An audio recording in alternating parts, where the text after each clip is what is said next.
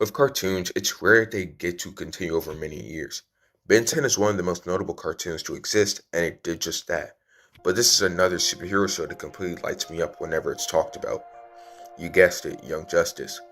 Unlike with Ben 10, I was there for the beginning of Young Justice till the end. The main squad of the show wasn't that much older than me.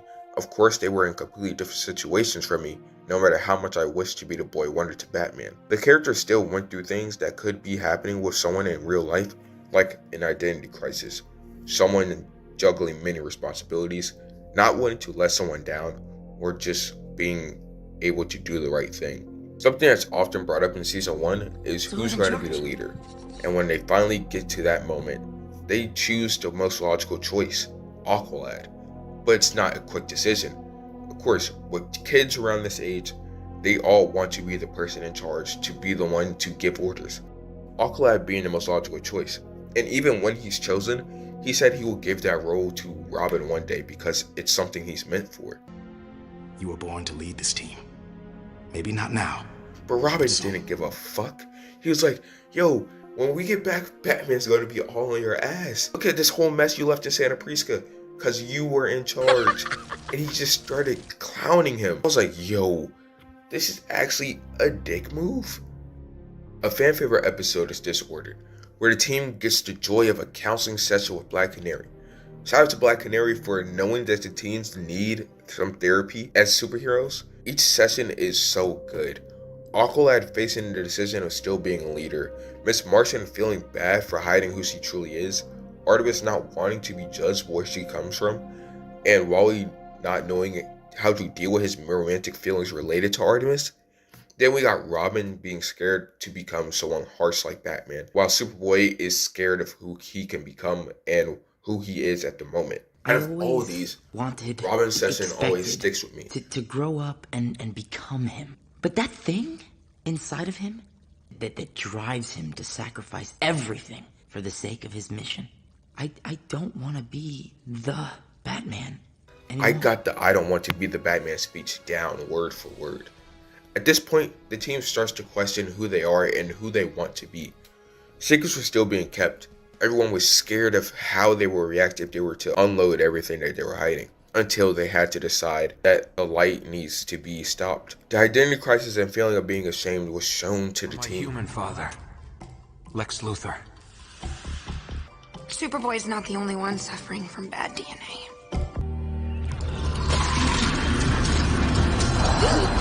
Like real friends, they didn't give a fuck. Sure, they were shocked, especially Wally, but they treated them no different. Superboy knew about Miss Martian and Robin knew about Artemis. They were just waiting for them to tell. As kids around 16 years old, they didn't think too much about the reveal. Wally was actually upset that Artemis was lying, then more what she was lying about, because he thought they were close. During season 1, the lies were not as heavy as you would think. If you were older, these weren't not that serious, but as teens, it feels like the end of everything. I'm pretty sure by the start of next season, there won't be any lies left to unbury. She's dead. Yeah, so much for not wanting to be the Batman, Dick. With Young Justice in general, lies are everywhere. With older groups, it's used as more of a way to get the job done. And with the new recruits, it's out of fear. With all their past problems going away, they had more to gain in a 5-year time skip. Couples broke up while some left the hero game. The team have matured now. Robin finally became the leader he was meant to be as Nightwing. Unfortunately, that came quickly because of the truth that was told to Aqualad, his father being Black Manta. This is like his father coming back with the milk, only to go to the house next door. The lie about Cowder being on the light side is the main thing that causes problems for the characters. Nightwing being the reason for this plot is the only one who doesn't see the problem with it at first. As he grows older, maybe he realized that some of the Batman's tactics were necessary, and he ended up using that in this season. His best friend Wally was also in on the plan, but once a line was crossed, he argued with Dick. Dick, he blew up the cave! You guys almost died! No, got caught in the debris field from the explosion. Do you even hear yourself? He needed to cement his position with the light and the light's partner. Look, I'm sorry you lost all your souvenirs. Are you serious? I'm worried about Artemis. Terrified for her.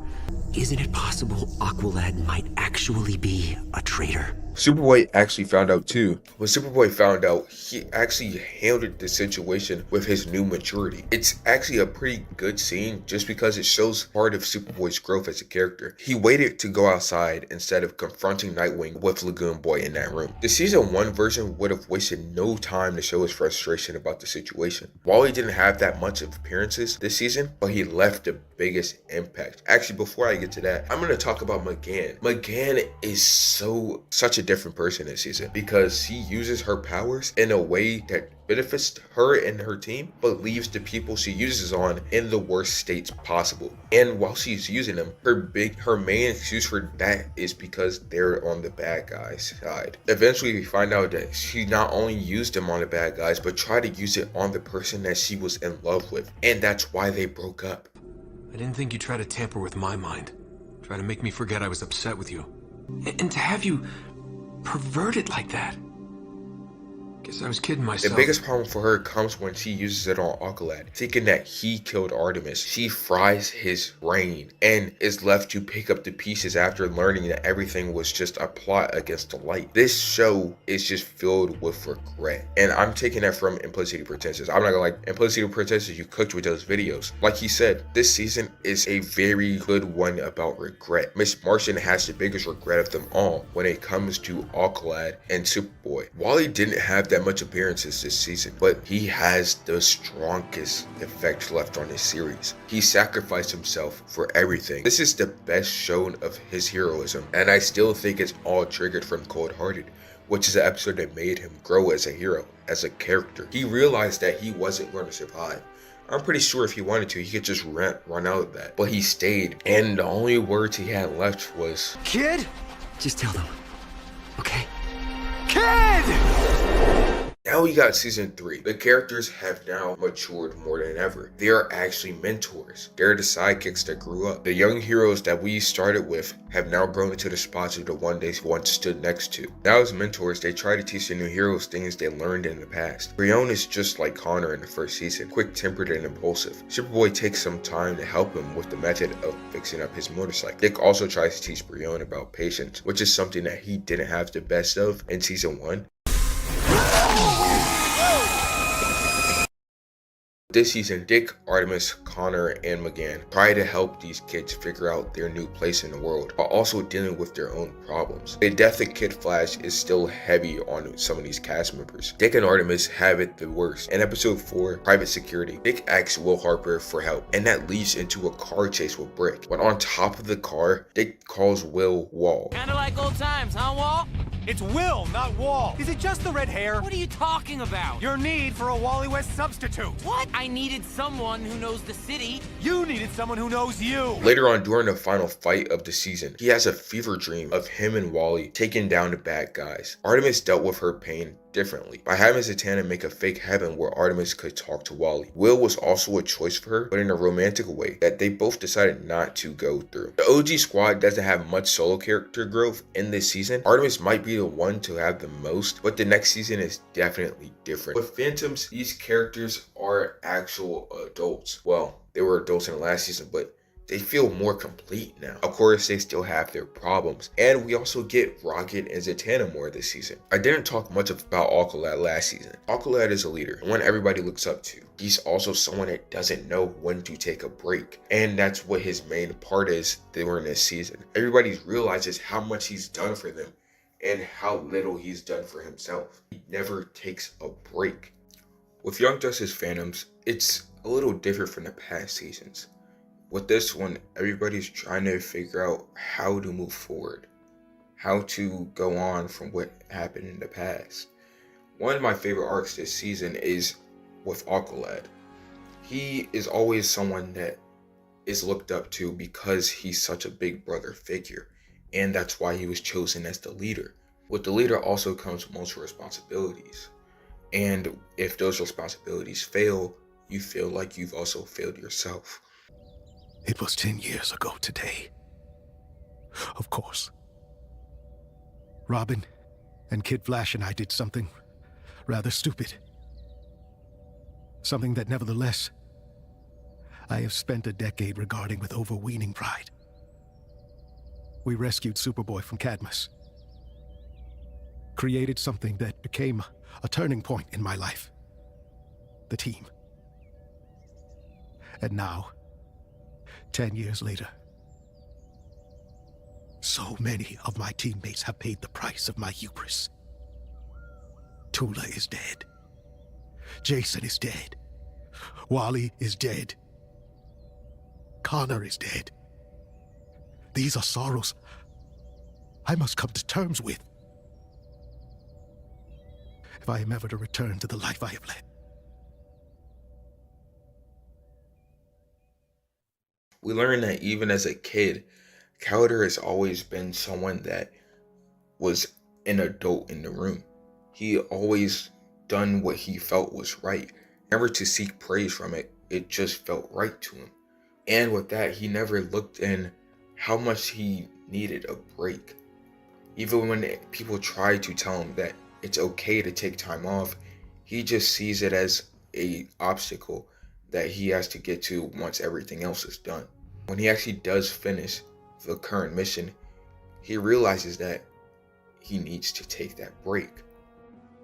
During Artemis arc, she ends up in a spy mission. Orphan and Onyx are introduced into the story. Both have complicated pasts with their families, and that perfectly connects them with Artemis, being that she knows exactly where these two are coming from and how they're going to be through this situation. Cheshire also comes back into the story as Artemis tries her best to get Jade to come back in her life and her daughter's life. Jade is just a character that feels like after everything she's done, she can't go back and be better. That's something that Artemis knows that she can do, especially since she kind of did that herself. Artemis didn't really do bad, but she is a standout character from her family. She never went to that side and always knew she could do good. Even when training with Sportsmaster, she never wanted to go to that side, unlike Jade, who felt like she had to. So in this moment, it was like Artemis' final chance to get Jade to come back into her life. And they end up working. They end up trying to figure out for themselves how to be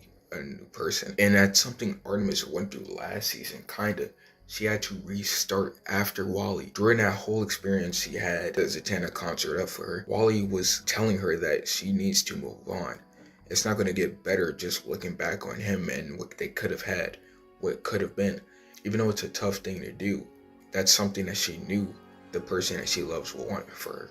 So she just had to do it. And I think this just wraps up everything about Artemis's character. She now feels like she's leading right into the next story for herself. There is no greater agony than bearing an untold story inside you.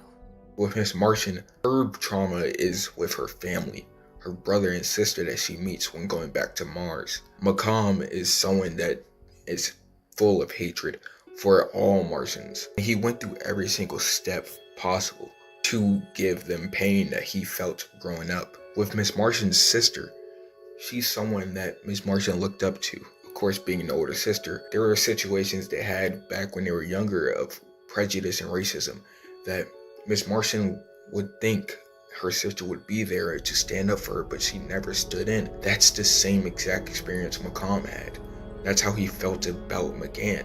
She never stood up for him, and she realized she had the same exact excuse as her older sister. I was just a kid too.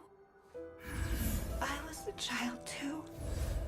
Unfortunately, my boy Dick didn't get his arc in this season, which I was so looking forward to with Jason, but we didn't get that. This season just makes these characters feel whole to me, like I said. Young Justice is a show with so much character growth, so much characters, and the story is such a deep narrative. And I know it has its flaws. I know right now everybody loves this show after season 2, but I just can't bring myself to hate this series. The flaws aren't enough to make me hate this show, and I think it's such a great series that makes these superheroes that are completely fictional You may kiss the feel bride. real.